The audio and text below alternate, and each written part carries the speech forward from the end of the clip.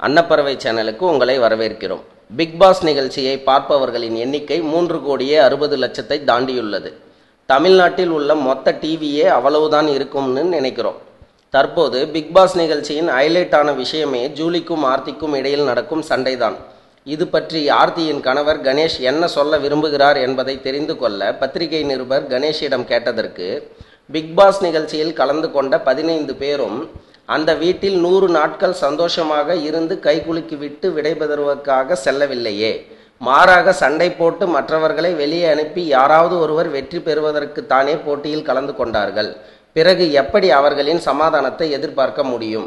ஜூலியுடன் உங்கள் மனைவியின் சண்டை பற்றி என்ன நினைக்கிறீர்கள் என்று கேட்டதற்கு, விவசாய குடும்பத்தை சேர்ந்த ஜூலியானாவை திரைத்துறையை சேர்ந்த அவர்கள் எல்லோரும் கார்னர் பண்ணுவது தப்புதான்.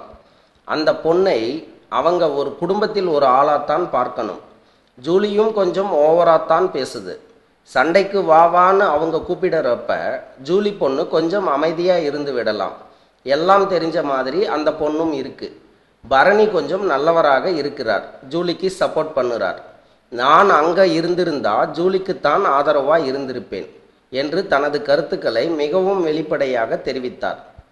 தன் மனைவி கலந்து கொண்டுள்ள பிக் பாஸ் நிகழ்ச்சியில் வேறு நபருக்கு ஒருவர் சப்போர்ட் பண்ணுகிறார் என்றால் அவர் எவ்வளவு யதார்த்தமானவராக இருப்பார். இந்த வீடியோ பிடித்திருந்தால் ஷேர் பண்ணவும், மறக்காமல் சப்ஸ்கிரைப் செய்யவும். நன்றி.